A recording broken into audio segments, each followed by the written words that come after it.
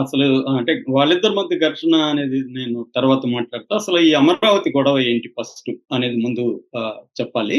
అదేంటంటే ఇప్పుడు అమరావతి రాజధాని కోసం చంద్రబాబు ఎల్‌పిఎస్ స్కీమ్ అంటారు. ల్యాండ్ పూలింగ్ స్కీమ్ కింద 33 ఎకరాలు, 33,000 ఎకరాలు 25,000 మంది రైతుల దగ్గర కలెక్ట్ చేశాడు. మొత్తం 29 గ్రామాల సంబంధించిన 25,000 మంది రైతులు 33,000 ఎకరాల్ని ప్రభుత్వానికి ఇస్తుంది.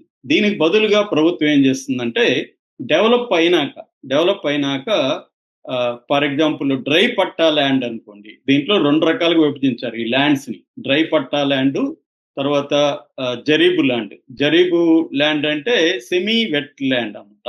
ఈ డ్రై పట్టా ల్యాండ్‌కి ఫేజ్ 1లో ఏమవుతుందంటే ఇచ్చిన వాళ్ళకి ఫర్ ఎగ్జాంపుల్ 1 ఎకరా డ్రై పట్టా ఉందనుకో, దాని బదులుగా వాళ్ళు ఏం చేస్తారంటే 1000 చదరపు గజాలు ఇస్తారనమాట. ఏది రెసిడెన్షియల్‌ది వాళ్ళకి మళ్ళీ తిరిగిస్తారు. అట్లాగే కమర్షియల్‌ది 250 చదరపు గజాలు కమర్షియల్‌ది ఇస్తారు. దాంతో పాటు 10 ఏళ్ల పాటు సంవత్సరానికి 30,000 రెంట్ ఇస్తారు. అది కాకుండా ఇంకొంత ఈ వాళ్ళకి 3,000 వరకు వేరే బెనిఫిట్స్ ఉంటాయి, లోన్స్ ఉంటాయి. వాళ్ళు ఏమైనా షాపులు గిప్పులు పెట్టుకునే దానికి వాళ్ళకి ప్రయారిటీ ఉంటుంది, క్యాంటీన్లు అట్లాంటివి, ఇలాంటిది ఉంటుంది. అట్లాగే ఈ జరీబు ల్యాండ్స్కి అయితే 1000 చదరపు గజాల రెసిడెన్షియల్ ప్లాటు, ఆ తర్వాత 450 చదరపు గజాల కమర్షియల్ది ఇస్తారు. వాళ్ళకి రెంట్ 50,000 సంవత్సరానికి ఇస్తారు.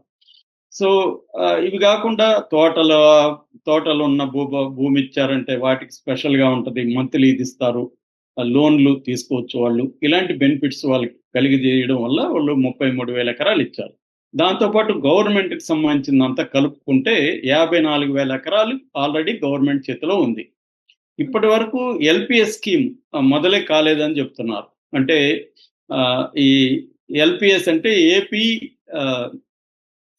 మన LP scheme formulation and implementation rules అని పెట్టారన్నమాట 2015లో. దానికోసమే ఏపీ సిఆర్‌డిఏ అని పెట్టారు. Andhra Pradesh capital region development authority. ఈ అథారిటీ కింద ఇవి చేయాలి. ఇప్పటి వరకు ఏమి డెవలప్మెంట్ జరగలేదు. నిజానికి అప్పుడంతా కూడా 5 ఏళ్ళు ఆయన డిజైన్స్ అని అవి ఇవన్నీ గడిపేశారు. దీని మీద పెద్దగా జరగలేదు. అయితే జగన్ వచ్చి దీన్ని పక్కన పడేసి రైతులని క్షోభపెట్టి వాళ్ళని ఎంతవరకు హింసించాలో అంతవరకు జగన్ హింసించాడు 3 రాజధానుల పేరుతో. మళ్ళీ ఇప్పుడు చంద్రబాబు వచ్చి ఏం చేస్తున్నాడు, జంగిల్ క్లియరెన్స్ అయితే జరిగింది. మళ్ళీ ఒక హోప్ అయితే వచ్చింది, చంద్రబాబు డెవలప్ చేస్తాడు అని. ఎందుకంటే కేంద్రం సహకారంతో world bank, Asian development bank ఈ 31,000 కోట్లు డబ్బులు ఇస్తామని చెప్పింది. ఇప్పటి వరకు 15,000 crores రిలీజ్ అయింది. కొంత పనులు అయితే మొదలైనాయి. సో ఇప్పుడు ఏమంటున్నాడంటే జూన్ 25 కేబినెట్ మీటింగ్లో చంద్రబాబు ఒక నిర్ణయం తీసుకున్నాడు. అదేంటంటే ఇంకొక 40,000 ఎకరాలు కలెక్ట్ చేయాలి. దేనికి 40,000 ఎకరాలు అంటే ఇప్పుడున్నది సరిపోదు.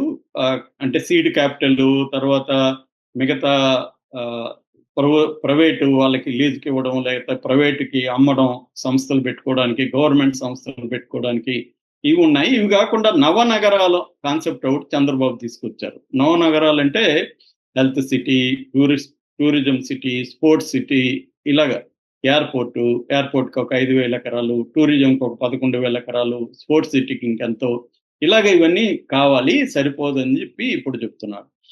దీన్ని రైతులు ఆల్రెడీ వ్యతిరేకిస్తున్నారు.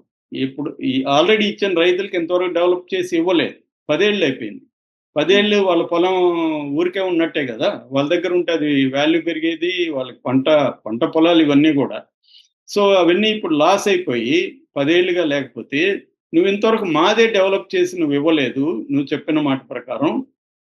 నువ్వు ఇంకా మళ్ళీ అది కొంటే దానివల్ల మా ల్యాండ్స్ మీద ఒత్తిడి పెరిగి మా ల్యాండ్స్ వాల్యూ పడిపోతుంది, మాకు లాస్ వస్తుంది అని రైతులు అంటున్నారు. కొత్తగా ఇచ్చేవాళ్ళు కూడా ఇంట్రెస్ట్ లేదు. నువ్వు ఇచ్చిన వాళ్ళ రైతులకే నువ్వేమీ లేదు, మాది ఎప్పుడు డెవలప్ చేస్తావు, మళ్ళీ ఇప్పుడు జగన్ వస్తే మళ్ళీ ఇంకొక వైజాగ్ రాజధాని అన్నాడు అనుకో,